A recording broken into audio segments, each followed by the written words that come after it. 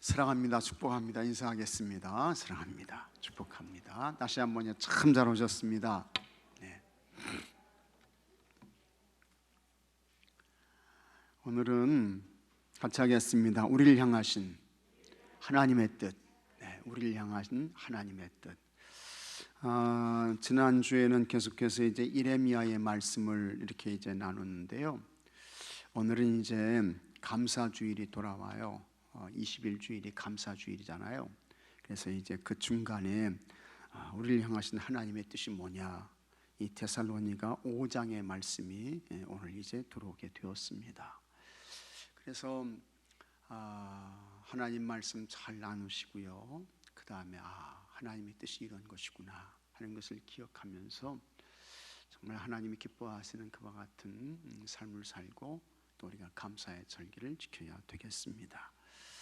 아시는 대로 신약 성경에서 이제 사도 바울은 참 굉장히 큰 역할을 한 사람입니다. 대단히 중요한 역할을 한 사람인데, 신약 성경이 27권이잖아요. 27권, 27권이 신약 성경인데 그 가운데에서 대개 일반적으로 13권을 사도 바울이 기록한 것으로 그렇게 이제 보고 있습니다. 그러니까 거의 절반에 가까운 그와 같은 이 말씀을 이 사도 바울이 기록했다. 이제 그렇게 보면 맞는 것 같습니다.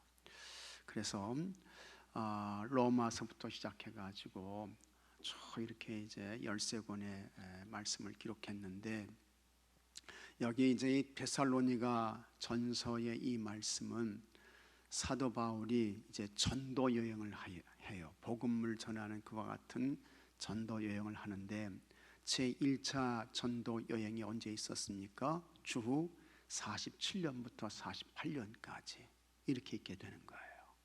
이건 이제 소아시아 지역을 중심으로 해서 이제 전도 여행을 한 겁니다. 그러다가 이제 제2차 전도 여행을 하게 되는데, 제2차 전도 여행은 주후 50년부터 52년까지 이렇게 이제 제2차 전도 여행을 하게 됩니다. 근데 2차 전도 여행이 굉장히 중요해요. 그래서 아시아 지역에서 유럽 지역으로 복음이 전해지게 되는 아주 중요한 그와 같은 여행이 제2차 전도 여행이 되겠습니다. 그래서 이제 수리아 안디옥, 시리아 안디옥이죠. 여기서부터 시작해가지고 저 고린도까지 이렇게 이제 가게 되는 것입니다. 그래서 50년부터 52년까지 이렇게 이제 전도 여행을 하는데, 그때에 이 바울이 이제 네아폴리를 거쳐서 빌립보에 가게 됩니다. 빌립보에 가게 되는데, 이 빌립보는 마게도냐의 첫 관문이라고 했습니다. 이 마게도냐의 첫 관문이라고 하는 것은 여기서부터 이제 유럽이 시작되는 거예요. 유럽 지역이 시작되는데, 거기에서 이제 이 바울이 복음을 전하게 되죠. 그때 이제 루디아를 만나게 되고 또 빌립보의 간수도 만나게 되고 해가지고 유럽 지역에 복음이 전해지게 되고, 그래서 이제 그곳에 빌립보 교회가 세워지게 되는 거예요. 그 다음에 이제 이 바울이 어디까지 가느냐, 이제 데살로니가로 가게 됩니다. 이그나티온이라고 하는 그와 같은 길을 따라서 이제 데살로니가에 가서 복음을 전하는데, 이 데살로니가에서 복음을 전할 때에는 이 사도 바울이 3주 정도밖에는 못 있었어요. 3주만 있었던 거예요. 근데 그게 왜 그렇습니까? 여기 데살로니가에 살고 있던 유대인들이 폭동을 일으킨 거예요. 폭동을 일으켜가지고 우리가 듣지도 못하고 보지도 못한 그와 같은 것들을 와서 전한다고 하면서 이 사도 바울 일행을 막 공격하고, 그러니까 이 바울이 쉽게 말하면 밤에 여기 베레아라고 하는 이 지역으로 이제 가게 되는 것입니다. 그래서 3주밖에 못 있다가 이제 복음을 쭉 전하면서 고린도에 가게 되는데, 고린도에서 이 빌립보 지역의 사람들의 소식을 듣게 되는 거예요. 근데 이 사람들이 바울이 데살로니가에서 3주밖에 복음을 못 전했는데 이 사람들이 예수 그리스도의 복음을 듣고 이 사람들이 은혜 받고, 그 다음에 예수님을 그리스도 주님으로 믿고 영접하고, 그 다음에 큰 박해와 곤경 속에서도 이 사람들이 모여서 주님께 예배를 드리고, 그러면서 교회가 세워졌다는 그런 소식을 이제 듣게 되는 것입니다. 참 감사한 거죠. 근데 이런 기쁜 좋은 소식을 듣는 것과 동시에 이 데살로니가 교회에도 문제가 있다, 이제 이런 소식을 듣게 되는 것입니다. 그게 이제 박해의 문제예요. 박해의 문제. 그 다음에 또 이제 예수님 재림의 문제, 이런 문제가 여기 이제 이 교회 가운데 있게 됐다, 이런 소식을 이제 듣게 되는 것입니다. 그래서 사도 바울이 이와 같은 문제에 대해서 이제 데살로니가 교회의 성도들에게 편지를 써서 보내는 것입니다. 그것이 이제 데살로니가 전서, 그 다음에 후서가 되는 거예요. 근데 특히 이 데살로니가 전서에는 박해의 문제, 잘 참고 견디고 인내해서 여러분의 믿음을 끝까지 지키십시오. 그러면 머지않아서 우리 예수님께서 반드시 꼭 재림에 오십니다. 그런데 그렇게 박해를 잘 견디면서 참고 인내하면서 신앙생활을 잘해서 재림에 오시는 주님을 맞아야 되는데, 어떻게 해야 믿음을 지키고 교회를 지키고 가정을 지키고 자녀들을 지키면서 하나님의 뜻을 이루가면서 재림에 오시는 주님을 맞을 수 있겠습니까? 뭐 이런 이야기를 하면서 그것이 항상 기뻐하는 것입니다. 쉬지 말고 기도하는 것입니다. 범사에 감사하는 것입니다. 이것이 여러분들을 향한 하나님의 뜻입니다.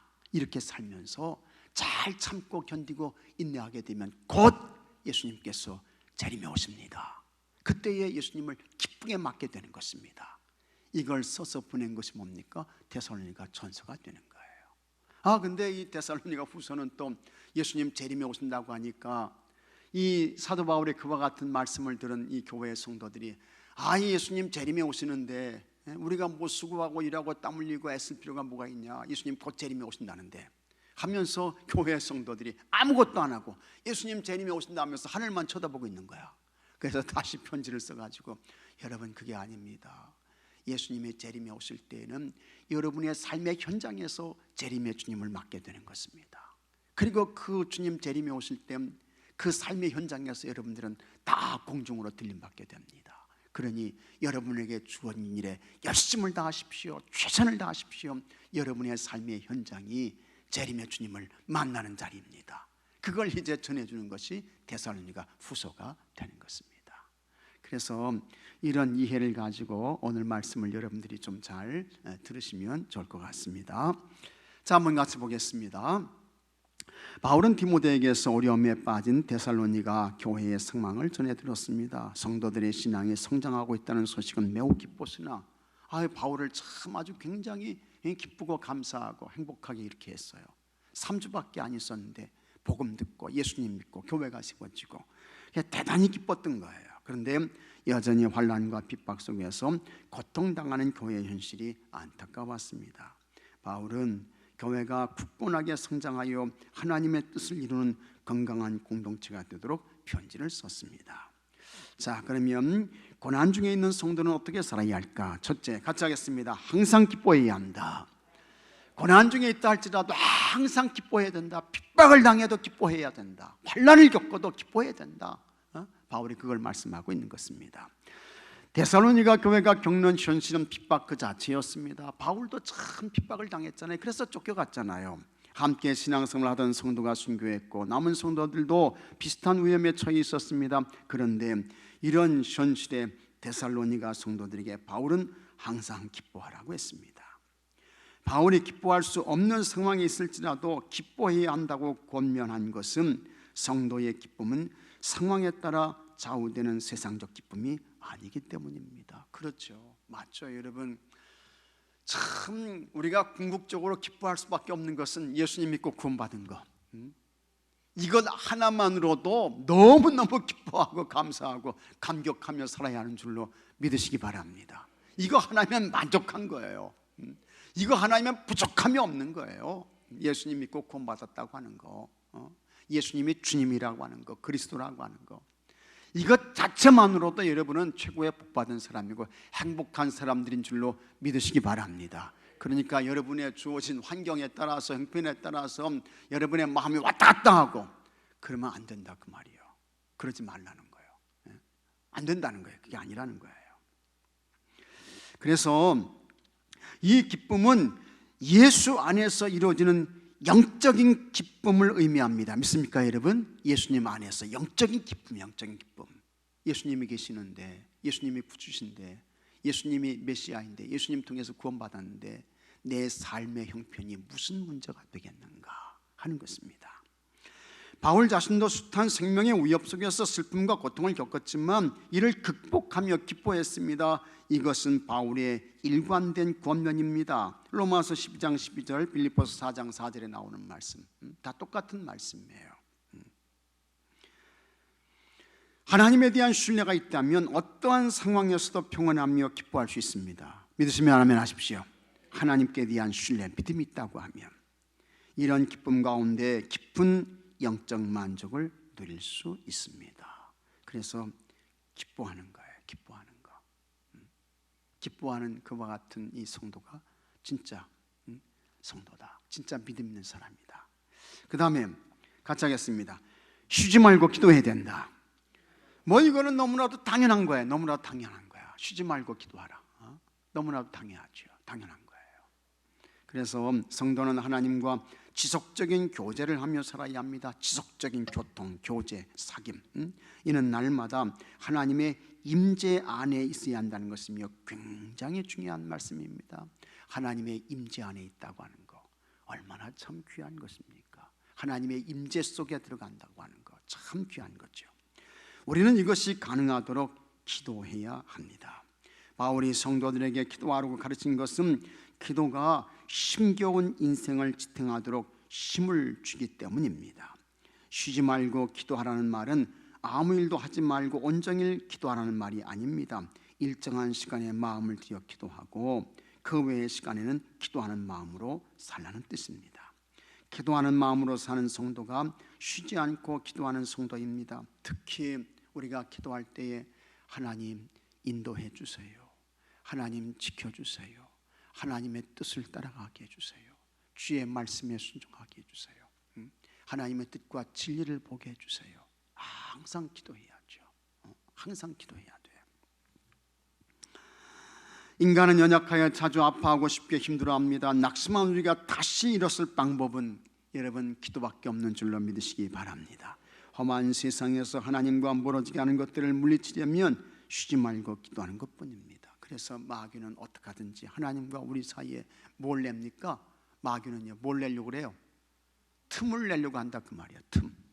틈 아시죠? 틈. 마귀는 항상 하나님과 우리 사이에 뭘 내요? 틈을 내는 거야. 틈. 갈라지게 하고 떨어지게 하고 멀어지게 하고 이게 마귀가 하는 짓입니다. 근데 그때에 사탄아 물러가라 하면서 우리가 기도로 가까이 더 주님께로 가까이 가야 할 줄로 믿습니다. 하나님은 기도하는 자에게 감동 주셔요. 하나님은 기도하는 자에게 알려주셔요. 하나님은 기도하는 자에게 지시해 주셔요. 하나님은 기도하는 자에게 갈 길을 보여주시는 것입니다. 이 하나님과 교통, 교제, 사귐 속에 사는 거죠. 하나님의 임재 안에 거하는 삶이 되는 것입니다. 그 다음에 같이 하겠습니다. 모든 일에 감사해야 된다. 모든 일에 감사해야 된다. 모든 일에 하나부터 열까지 처음부터 끝까지 하나님께 감사하는 거. 이게 하나님의 뜻을 이루는 그와 같은 삶이라고 하는 것입니다. 범사에 감사라는 권면은 기쁜 일이 있어도 감사하고 슬픈 일이 있어도 감사라는 뜻입니다. 기쁘고 행복한 일에는 당연히 감사할 수 있지만 그렇죠. 그건 누구나 다 할 수 있는 감사야. 좋을 때는 뭐 모든 사람이 다 감사할 수 있죠. 세상 사람도 다 감사해요. 슬프고 아픈 일에는 감사하기 어려운 것이 우리의 본성입니다. 그래도 감사라고 하는 이유는 그것이 하나님께서 우리에게 바라시는 모습이고 어려움 중에 역사하시는 하나님의 뜻이 있기 때문입니다. 하나님의 뜻은 우리의 경험과 판단보다 옳고 우리가 구하는 유익보다 더 풍성합니다. 맞아요. 꼭 맞는 이야기인 것입니다. 바울은 5장 전체에서 데살로니가 교회가 지도자를 중심으로 어려움을 이겨내서 건강한 공동체로 성장하길 원했습니다. 그러기 위해서는 신앙의 위인들처럼 늘 감사하면서 살아야 합니다. 그것이 하나님의 뜻입니다. 결국 어떠한 상황에서도 감사를 잊지 않는 성도가 하나님의 은혜 가운데 거합니다. 그래서 여러분, 감사를 언제나 모든 일에 끝까지 이렇게 이제 감사하셔야 돼요. 감사. 하여튼 감사에 놀라운 역사가 있습니다. 기적이 있습니다. 감사에 참 신비한 그와 같은 일들이 일어나게 되는 거예요. 그래서 항상 감사하셔야 돼요. 모든 일에 감사하셔야 돼요. 제가 그냥 귀가 아프도록 이야기하지만 절대로 하나님 앞에서 교회 공동체 안에서 원망과 불평은 안 된다. 안 된다는 거예요. 원망과 불평은요, 망가지는 거예요. 넘어지는 거예요. 그 인생이 깨지는 거예요. 부서지는 거예요. 하나님의 은혜가 없어요. 복이 없어요. 하나님의 도움을 받지 못해요. 근데도 하여튼 원망하시는 분들이 있어요. 불평하시는 분들이 있어요. 다른 사람을 탓하는 그런 분들이 있어요. 그러지 마십시오. 거기에 감사를 심으셔야 돼요. 감사를 뿌리셔야 돼요. 그러면 하여튼 생각지 못했던 그런 놀라운 일들이 그 감사를 통해서 있게 되는 것입니다. 감사를 통해서요. 항상 감사하셔야 돼요. 그래서 여러분들은 아주 그냥 다짐을 하셔야 돼. 작정을 하셔야 돼. 나는 주님 앞에 서는 그날까지 내 삶에 원망과 불평은 없다. 나에게는 오직 감사와 감동과 감격밖에 없다. 믿으시면 아멘 하십시오. 그런데도 감사하지 않고 원망한데도요, 그런데도 불평한데도요, 그런데도 다른 사람을 탓한데도요, 그거 뭐 참 그거는 이제 그분이 알아서 감당하셔야지 어떡할 거예요. 절대로 내 삶의 원망과 불평은 없다. 안 된다. 다짐하시고 결심하셔야 돼요. 감사해야 된다. 감사. 처음부터 끝까지, 하나부터 열까지 끝까지 감사해야 된다. 그래도 감사해야 되고, 그럼에도 불구하고 감사해야 되고, 그렇다 할지라도 감사해야 되고, 감사하셔야 돼요. 감사. 바울은 어려움 속에 있는 데살로니가 성도들에게 항상 기뻐하고 쉬지 말고 기도하며 범사에 감사하라고 간곡하게 권면했습니다. 이 세 가지는 성도 자신과 교회 공동체를 위해서 반드시 가져야 하는 모습입니다. 기도하고 기뻐하면서 범사에 감사하면 누구든지 그리스도 예수의 품 안에 머물고 놀라운 하나님의 뜻을 이룹니다. 이거 바꿔 말하면 뭡니까? 기도하지 않고 기뻐하지 않고 감사하지 않게 되면 어떤 사람이든지 그리스도 품 안에 머문 사람이 아니라고 하는 거예요. 하나님의 뜻을 이루는 삶을 살지 못한다는 것입니다. 잘 기억하시고 기뻐하면서 또 여러분 기도하면서 범사에 감사하면서 살아서 그리스도 품 안에 거하시고 하나님의 놀라운 뜻을 이루가는 여러분들이 되시기를 축복합니다. 자, 묵상 질문 1번, 힘든 상황에서도 기뻐한 경험이 있습니까? 이 기쁨, 주의 도움과 은혜를 구하며 기도하면 하나님은요 슬픔이 변하여 춤이 되게 하시고 눈물을 바꿔서 여러분들에게 웃음 되게 하시는 줄로 믿으시기 바랍니다. 하나님이 그와 같은 은혜를 주시는 거예요. 그 다음에 시간을 정하여 기도하고 있습니까? 다 기도하셔요. 다 기도하셔요. 열심히 부지런히 기도하셔요. 새벽을 깨워서 기도하지 못하시면 새벽에 집에서라도 일어나셔서 유튜브로 새벽기도에 다 참여하셔요. 다 하나님의 도움과 은혜를 구하며 기도하십시오. 그 다음에 하나님을 신뢰하여 모든 일에 감사를 드립니까? 여러분들은 지금까지는 그렇게 살지 못했다 할지라도 앞으로 주님 앞에 서는 그날까지 여러분들은 오직 감사로만 사시기를 축복합니다. 내 삶에 뭔 없다고요? 원망과 불평은 없다. 꼭 기억하셔야 돼요. 내 삶에 절대로 원망과 불평은 없다. 잘 기억하셔야 돼요. 누구를 탓하고 비난하고 비방하고 내 삶에 그것은 절대로 없다 다짐하시고 결심하십시오. 내 삶에는 오직 감사, 감사, 오직 감사밖에 없다. 잘 기억하시고 이렇게 살아서 다 하나님의 뜻을 이루가는 여러분들이 되시기를 바랍니다. 삶의 적용, 우리를 향한 하나님의 뜻을 실천해 봅시다. 하나님의 뜻이 뭡니까?